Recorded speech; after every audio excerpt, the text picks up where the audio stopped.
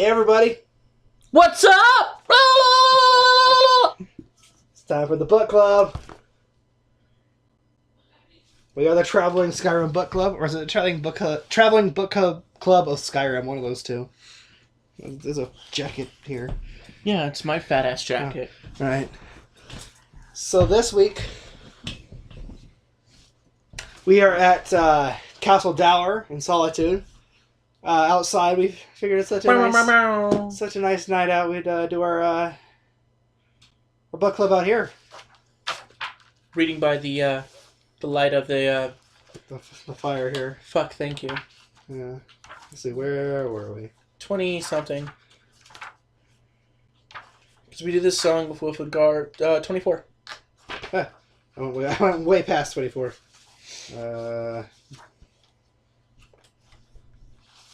We talked about the Ash King and General Slaughter. And all Council that of fun Thoughts. Stuff. Yes, the Council of Thoughts. It's the best council. By far, the best council.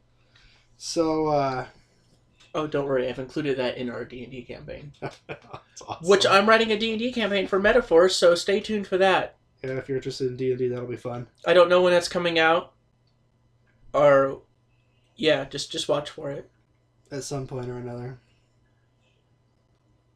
Anywho. We just have those awkward silences in our streams. Yeah, that happens. So yeah, last time we read the Secret Song of Wolfarth Ash King, and it got neat. And today we're going to pick up on Remanada. Remanada. And just kind of go through the next couple of books. Remanada. From there. Is that supposed to be like a song? Also, my phone is down here now. Hello, phone. Yeah, it's kind of like, it's a parody. Ah. I can't remember where it's from. I have no clue. Despacito. Don't you dare to say that name in this house, you bastard. I was doing the parody, though. Fair enough. Anywho, I guess let's just jump in. We'll start reading. As always, if you're playing Skyrim with us, pop up the book in game. We're reading Remanada. We're playing Remanada. We're playing Remanada. Oh my god, this is always such a pleasure. Alright, Chapter 1. Sancretor and the Birth of Raymond. And in those days the empire of the Cyrodiils, Two eyes, was dead, save in memory only. For though war and slug, famine, and inquisitus rulers, the west split from east, and Colovia's estrangement lasted some 400 of years. Wait. Slug famine? Were they like really into eating slugs and they just quit eating slugs because there was very little slugs in Skyrim? Or did slugs eat all the food? I like to think slugs ate everything, and therefore it was the slug famine. Who knows, though? And the earth was sick with this sundering. Once were the western kings of Anvil and Sarchal, of Falkreath and Delodil, became through pride and habit as like thief barons and forgot. Are you done? Covenant. In the heartland, things were no better. As arcanists, as arcanists and false moth princes, fuck, I am not doing good today. What's a prince? Lay in drugged stupor, or the studies of vileness, and no one sat on the throne in dusted generations.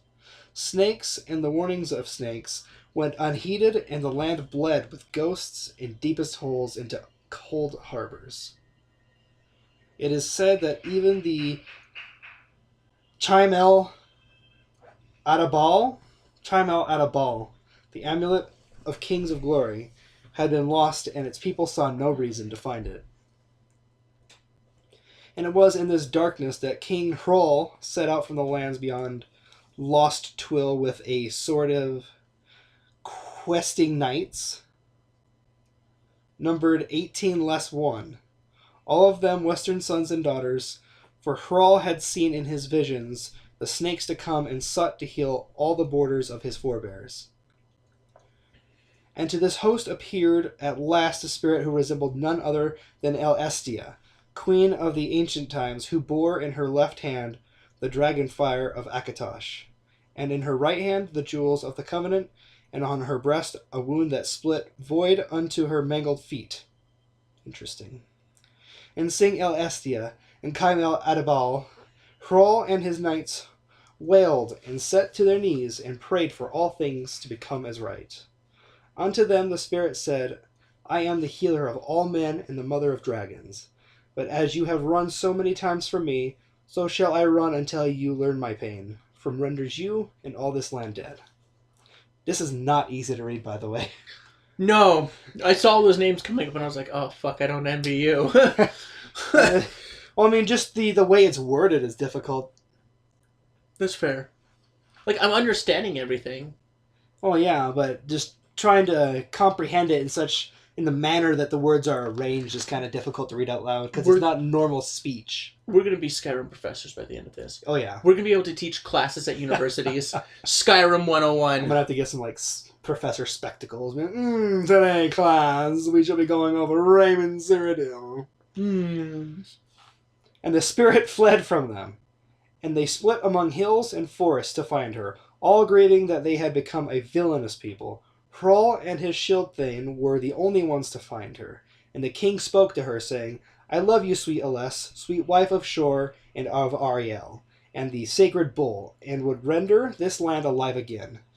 Not through pain, but through a return of the dragon fires of Covenant, to join east and west and throw off all ruin. There must be Mormon. She has multiple husbands. Reverse Mormon. And the shield thane bore witness to the spirit, opening naked to his king, carving on a nearby rock the words, and Hrol did love unto a hillock, before dying in the sight of their union. When the 15 other knights found King Hrol, they saw him dead after his labors against a mound of mud.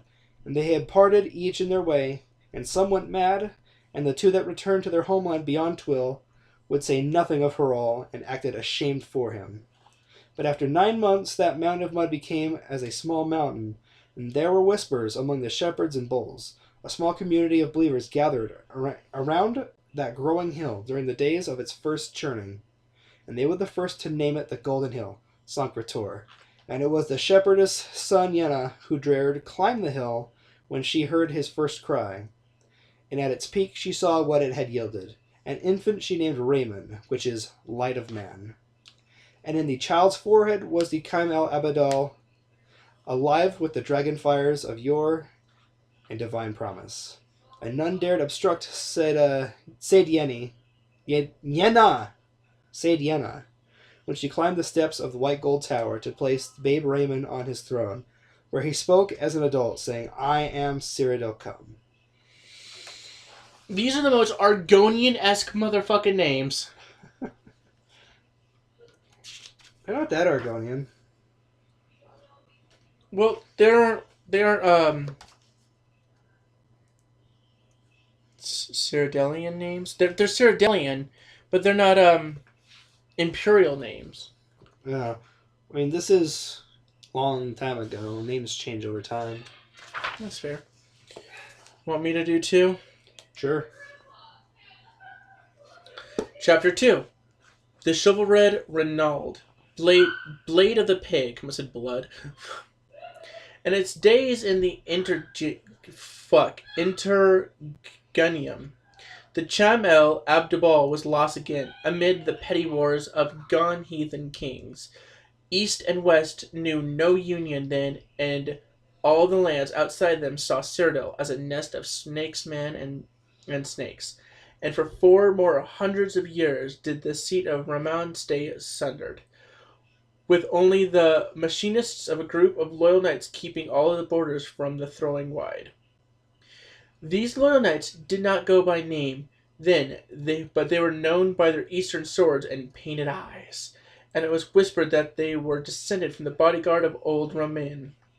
One of their numbers, called the Chivalre Renaud, discovered the prowess of Cullacane, and then supported them toward the throne.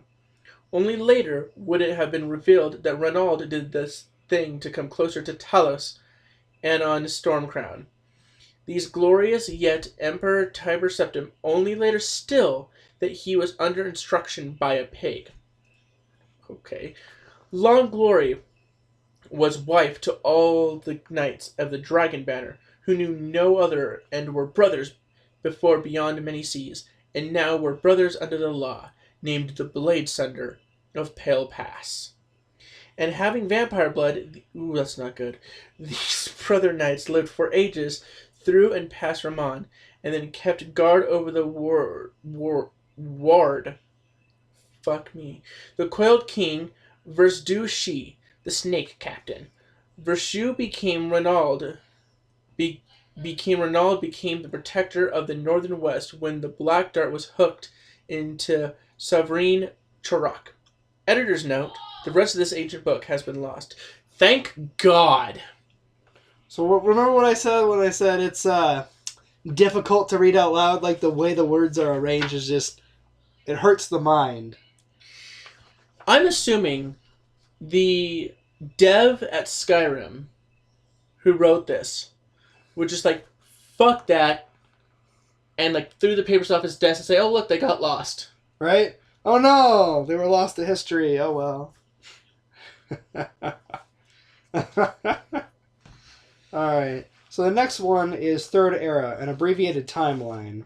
And it's got a bunch of... it's really just a collection of dates, looking through it. It contains about 5 centuries worth of stuff, up to the year Third Era 433. So, yeah, that's about 5 centuries if you include 0 through 100 as a first century. Yeah.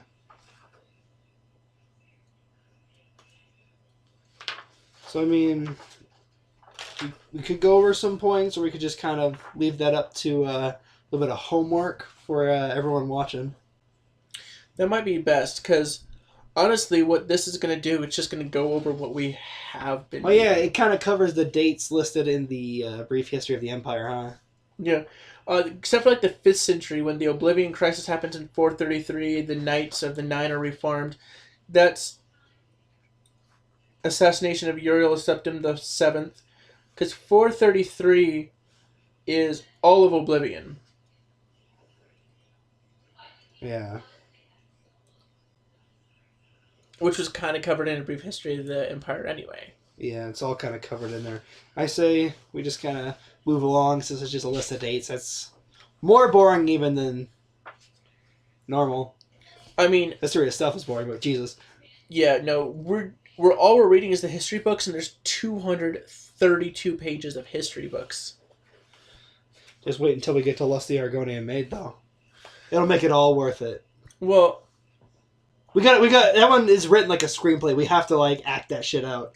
The Lusty Argonian Maid is, I think, 1 or 2 pages in this book. They don't have the full thing. Well, yeah, there's only a couple of pages in the game too. Really? I thought it was the full thing. It's only like 3 acts, I think. 106. Is that in here? Yeah, 106. It's literally 1 page. It does Act 4, Scene 3 continued, and that's it. So I'm wondering if it's going to be in another book. Maybe. Weird. I don't know. Anywho. I guess, let's see, we got A Short Life of Uriel Septim the 7th, which is just a couple of pages. 2 pages. And... damn, that was pretty long, actually. So we could do... because that one goes to page 42, it looks like. Yeah. So I'd say we could do A Short Life of Uriel Septim the 7th. Jumping back and forth like we usually do, like, you know, Third Era. Yeah, each part we kind of take, and then 68 to 89, then some does 89 to 99, so on and so forth. Then we could do Disaster Ionith parts split up as well. That sounds like a good roadmap for the... well, because Disasters, it's... I don't know how long you want to read, because this is from page 33 to 42. See, it's a little bit of a long one, but there's like 5 or 6 parts in it. Yeah, I was thinking... so it'd break it up relatively easily. Oh, yeah, that one could also be its own stream, though, too. You're not wrong. We don't tend to do these for very long. I think they've been about half an hour each Yeah. for most of them. And honestly, we could jump up to the dragon. We could skip over the report, go to the Dragon Beak Reamaxed, because that's one page. I mean, we could always jump ahead and then come back and get the heavy one next time. Yeah. All right, let's do that then. This one is A Short Life of Uriel Septim the Seventh. Right, Third Era, 368 to 389, Strategist and Consolator. The early decades of Emperor Uriel's life was marked by aggressive expansion and consolidation of imperial influence throughout the empire, but especially in the east, in Morrowind and Blackmarsh, where the empire's power was limited. Imperial culture was weak, and native customs and traditions were strong and staunchly opposed to assimilation. During this period, Uriel greatly benefited from the arcane support and shrewd counsels of his close advisors, the Imperial battle mage Yagar Thorn. The story of Uriel's marriage to the princess called Voria is a less happy tale. Though she was a beautiful and charming woman and greatly loved and admired by the people, the Empress was a deeply unpleasant, arrogant, ambitious, grasping woman. Jesus.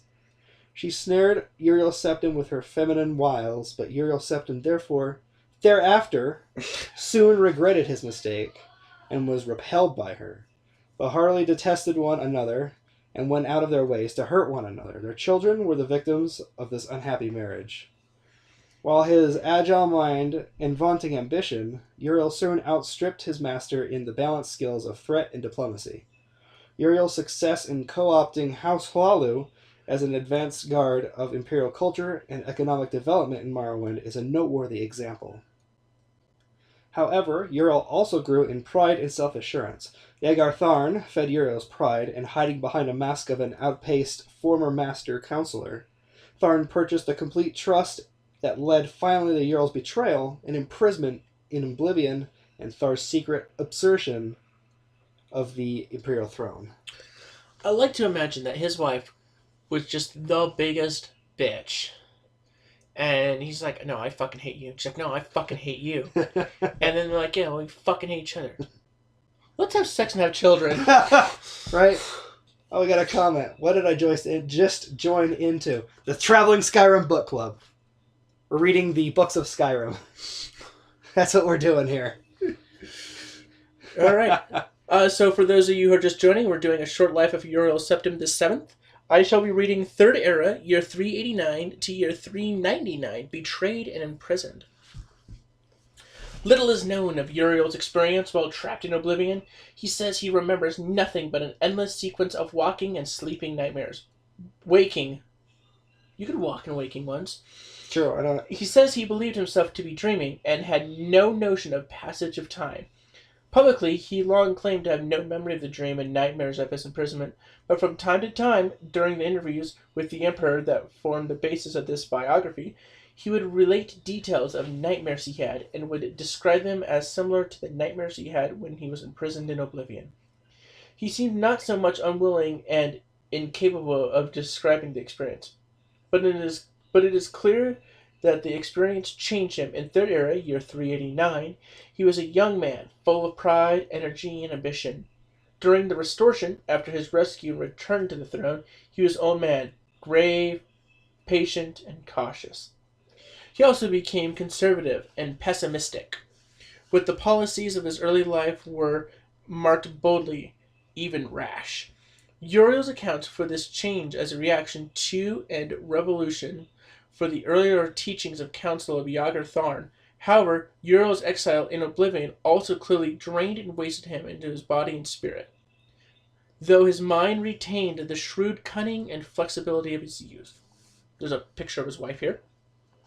The story of Tharn's magical impersonation of the Emperor, the unmasking of Tharn's imposture by Queen Berenziah. I almost said Beriza. Berenziah, and the roles of King Aldair, Rhea Selamane and her champion in assembling the Staff of Chaos, defeating the Reganance Empire battle mage Yagar Tharn, and restoring Uriel to the throne, is treated at length. In Starn's Gambogi, excellent 3-volume biography of Baranzare. There is no reason to recount the narrative here, summarized briefly. Yaghartharn's neglect and mismanagement of imperial affairs resulted in a steady decline in the empire's economic prosperity, allowed many petty lords and kings to challenge the authority of the empire, and permitted strong local rulers in the east and the west to indulge in open warfare over lands and sovereign rights. All right, this is the third part. Third era, 399 to 415. Restoration, the Miracle of Peace in Vardenfell. During the Restoration, Uriel Septim turned from the aggressive campaign of military intimidation and diplomatic accommodation of his earlier years, and relied instead on clandestine manipulation of affairs behind the scenes, primarily through the agencies of the various branches of the Blades. A complete assessment on the methods and objections of his period must wait until after the Emperor's death, when the voluminous diaries archived at his country estate may be open to the public, and when the Blades no longer need to maintain secrecy to protect the identities of its agents. Two signal achievements of this period point to the efficiency of Uriel's subtle policies: the Miracle of Peace, also popularly known as the Warp in the West, that transferred the Iliac Bay region from a ruly assortment of warring petty kingdoms into the well-ordered and peaceful modern countries of Hammerfell, Sentinel, Wayrest, and Orsinium, and the colonization of Vardenfell, preside over by the skillful machinations of King Helseth of Morrowind and Lady Baranzaya, the Queen Mother, which brought Morrowind more closely to the sphere of imperial influence. Still there? She's still there? We got someone. Cool. Third era, 415 to 430. The Golden Peace, King Helseth's court, and the Nine in the East. Following the Miracle of Peace, best described in Per Verdenstein's Daggerfall of Modern History, the Empire entered a period of peace and prosperity, compared to the early years of Uriel's reign. With the Imperial heartland and the West solidly integrated into the Empire, Uriel was able to turn his full attention to the east, to Morrowind. Exploiting conflicts at the heart of Morrowind's monolithic tribunal religion and the long-established Great House system of government, and taking advantage of the terrible threat that the corrupted divine beings at the heart of the tribunal religion presented to the growing colonies on Vardenfall. Uriel worked through shadowy agents of the Blades, and thought the court of King Helseth in Mournhold to shift the center of political power in Morrowind, from the Great House councils to Helseth's court, and took advantage of the collapse of the Orthodox tribunal cults to establish the 9 divines as the dominant faiths in Halu and Vardenfall districts. Hatsep Anabalus' treatment of the establishment of the 9 in the East is in his 4-volume Life and Times of the Nuravine. Is comprehensive, however. He fails to resolve the central mystery of the period. How much did Uriel know about the prophecies of the Nervine, and how did he learn about their significance? This definitive resolution of this and other mysteries must await the future release of the Empire's private papers, or a relenting of the Blades' strict policies of secrecy concerning their agents. Alrighty. I'm just going to untie my tongue real quick. Right? Alright, so we're going to jump over this one, since this one's a pretty long one. The Dragon Break Reexamined. It's 1 page. And then we can do that one, and then where were you when the dragon broke? Sound good? Yeah. Alright, let's do this. By Foul Droon. Oh. Alright, right now we are reading the Dragon Break Reexamined. So if you're following along, which we know you're not. No. Just fun to say. Yeah. A man can dream. Don't worry, next week we'll be going back and doing a report of the Imperial Commission on the disaster at Eonoth. It's just, that's a whole stream by itself, basically. That's a long one. It's a bunch of pages. Alright. The Dragon Break Reexamined by Fal Darun. The late Third Era was a period of remarkable religious ferment and creativity. The upheavals of the reign of Uriel VII were only the outward signs of the historical forces that would eventually lead to the fall of the Septim dynasty. The so-called Dragon Break was first proposed at this time by a wide variety of cults and fringe sects across the empire, connected only by a common obsession with the events surrounding Tiber Septim's rise to power, the founding myth, if you will, of the Septim dynasty. The basis of the Dragon Break doctrine is now known to be a rather prosaic error in the timeline printed in the otherwise authoritative Encyclopedia Tamarelica. First published in Third Era 12, The book's old as shit. right, during the early years of Tiber Septim's reign. At that time, the archives of Eleanor were still inaccessible to human scholars, and the extant records from the Alessian period were extremely fragmentary. The Alessian had systematically burned all the libraries they could find, and their own records were largely destroyed during the War of Righteousness. This is really off topic, but when I just yawn now, it tastes like turkey gravy. I'm sorry? It's not a bad thing, Okay. but it's just an interesting taste. That's an interesting observation, to say the least. Anywho. The author of the Encyclopedia Tamarelica was apparently unfamiliar with the Alessian year, which their priesthood used to record all dates.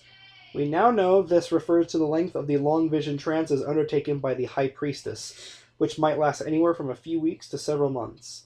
Based on analysis of the surviving trance scrolls, as well as murals and friezes from Alessian temples, I estimate that Alessian order actually lasted only about 150 years, rather than the famous 1,008 years, given by the Encyclopedia Tamarelica. The mystery of the millennial plus rule of the Alessians was accepted, but unexplained until the spread of the Lorcan cults in the late Third Era, when the doctrine of the Dragon Break took hold. Because this dating and explanation was so widely held at the time, and then repeated by historians down through today, it has come to have the force of tradition. Recall, however, that the Third Era historians were already separated from the Alessians by a gulf of more than 2,000 years, and history was still in its infancy, relying on the few archives from those early days. Today, modern archaeology and paleonumerology have confirmed what my own research in Alessia dating first suggested, that the Dragon Break was invented in the late Third Era, based on a scholarly error fueled by obsession with eschatology, Numidianism. God, these words, man, I just can't do them. And perpetuated by scholarly inertia. I don't even know what estiology is. No idea. Words are hard. Alrighty, this is a 2-page book. Alright. This is Where Were You When the Dragon Broke? A brief description and multiple accounts of the Dragon Break. Sorax, Cyrodiil, Elder Council. As no one... What the heck? No one. It's a fancy N, okay? I just started with as for some reason. That N is very fancy. It's kind of like the SpongeBob N that he draws when he's writing the word the and he takes like 3 hours to write it. Kind of like that fancy. No one understands what happened when the selectives danced on the tower. It would be easy to dismiss the matters as nonsense where it was for the amulets of kings. Even the Elder Scrolls do not mention it. Let me correct myself. The Elder Scrolls cannot mention it. When the Moth Priests atone the scrolls to their timeless time, their glyphs always disappear. The Amulet of Kings, however, with its oversoul of emperors, can speak of it at length. According to Hestra, Cyrodiil became an empire across the stars. According to Shor-El, Cyrodiil became an egg. Most say something in a language that can only speak sideways. The council has collected texts and accounts from all of its provinces, and they only offer stories that never coincide, save on one point. All the folks of Tamriel during the Middle Dawn, in whatever when they were caught, and tracked the fall of the 8 stars. and that is how they counted their days. Wow. Philosophizing now. Getting crazy up in this bitch. See, this would be a great college course. Skyrim 101. Right? Philosophy, English, I feel like that's what this is going to turn into by the end of it. history. Right? Like, honestly, I'd take a Skyrim 101 college class. I mean, who doesn't want a fucking minors in Skyrim? Right? God, it makes me want to contact Bethesda and ask if I can get like an official degree, An accredited class in Skyrim. and then go lore. teach at the local college here. I'd be down. I'd take that class. Which I'm not going to mention the local college because we don't need crazy fans finding us. Well, I mean, first we'd have to have fans. Did you just dab? The depression dab. The dep dab. Anyway, Mara Nab Easy Dunmar, Truni, mistress of the new temple. Interesting. Account of the Middle Dawn are the providence of the Empire of Man, and proof of the descent they call themselves the Adrea. 8 stars fell on Tamriel, 1 for each iniquity that Lorcan made clear to the world. Volith read these signs, and he told Banieth, who confirmed them, and he told Mafala, who made wards against them, and he told Azura, who sent... What? Civi? I'm sorry. Civi! It's all capitalized, by the way. To steer the true folk clear of harm. Even the 4 corners of the House of Troubles rose to protect the purity of your madness. We watched our borders and saw them shaft like snakes, and saw you run around in it like spirits of old, devoid of math. Devoid of math? That's terrible. Without you, if then succumbing to the ever now, like slaves of the slim folly stasis. Do not ask us where we were when the dragon broke. For all the world, only we truly know, and we might just show you how to break it again. Alright. Reliet Horror Khajiit. Tender to the main. Do you mean where were the Khajiit when the dragon broke? Reliet tells you where, recording it. 1,008 years, you've heard it. You think the Cairo Nordics came up with that all on their own? You humans are better thieves than even Rajin. While you were fighting wars with phantoms and giving birth to your own fathers, it was the Main that watched the Kajay, because the moons were the only constant, and you didn't have the sugar to see it. Moon sugar. We'll give you credit. You broke Alkosh something fierce, and that's not easy. Just don't think you've solved what you've accomplished by it, or can ever solve it. You did it again with Big Walker, not once, but twice. Once at Remin, when you'll never learn to live with. The second time it was in Daggerfall, or was it Sentinel, or was it Wayrest, or was it in all 3 places at once? Get me, Cyrodiil? When you wake up and realize what really happened to the dwarves? I like how he turned this around and into dwarf genocide at the end. Right? What happened to the dwarves? Rajinos. Khajiit words are really difficult to pronounce when you don't know what the hell you're saying. It's true. And you got to think about it, because they've got that weird lisp. That'd be Ja Kajay, because the moons were the only constant, and he did not have the sugar to see it. Excellent example.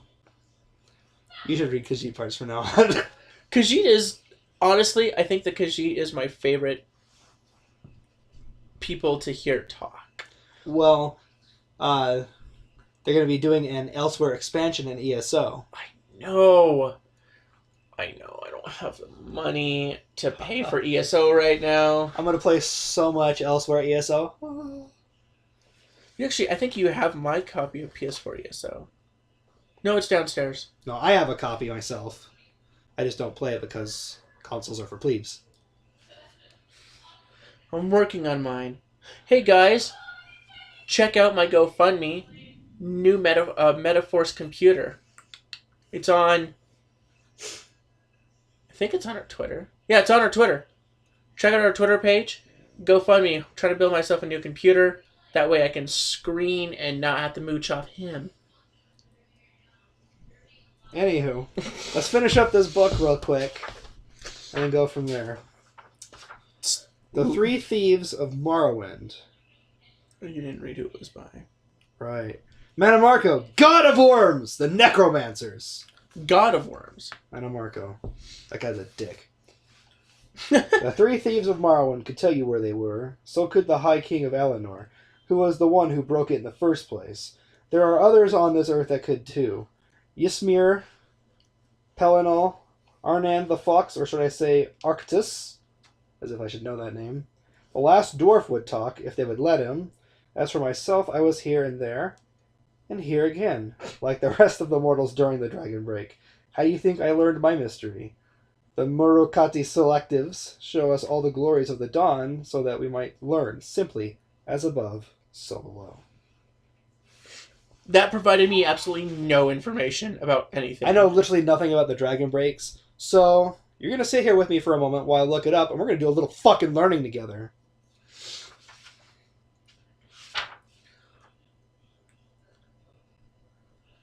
Is this talking about the first dragon? Is this talking about the second era? Let's see.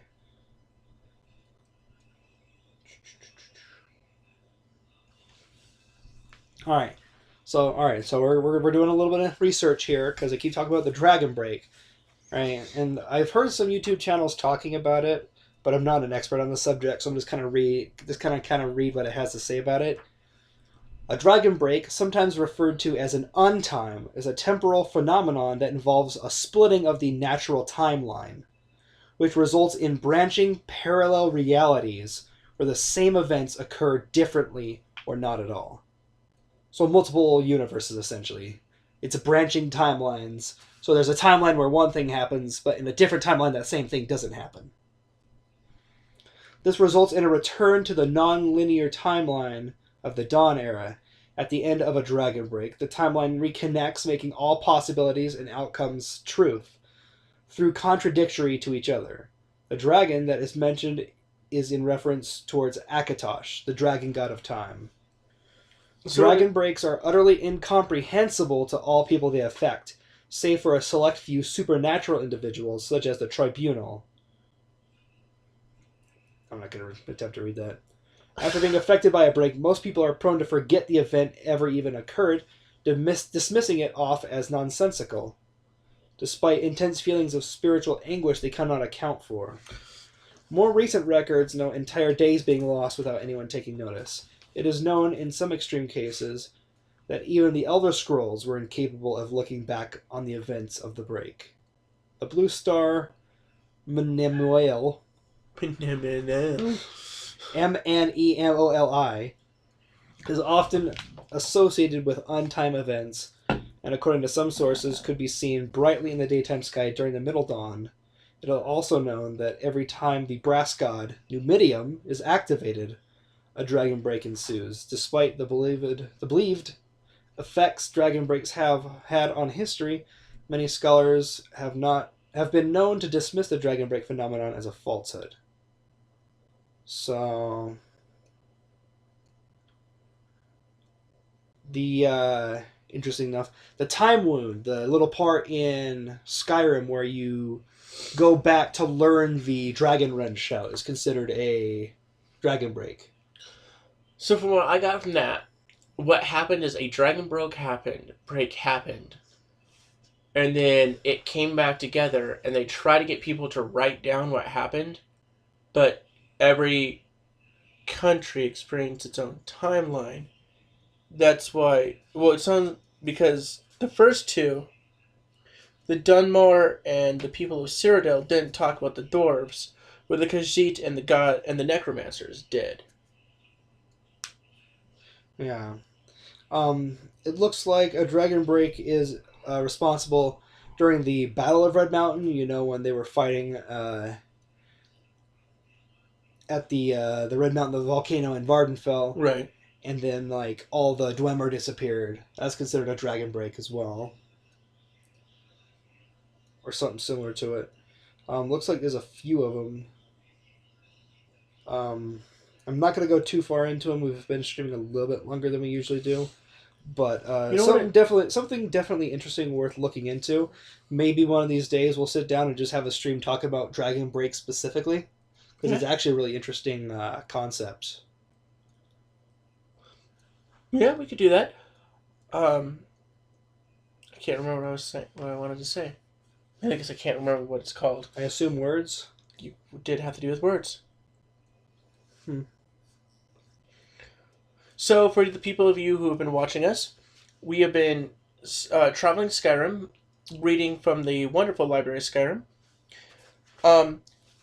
We have these fancy little books. You can see they're about 200, 300 pages long. If you would like your own copy, check out titanbooks.com. Please sponsor us. You can get all 3 books in a cool set like he got from his mate.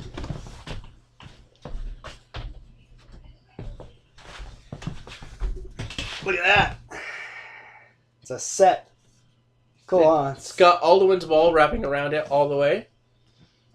And it's going to carry the other 2 books in it. Or you can just get a single book like I have here.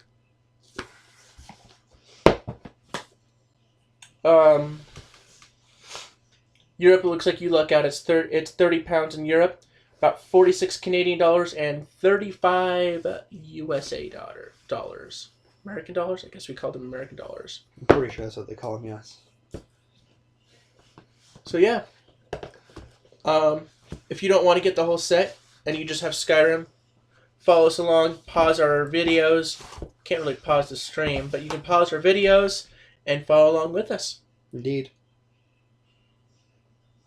We'll see you next week, guys. Yeah. Bye now. Bye.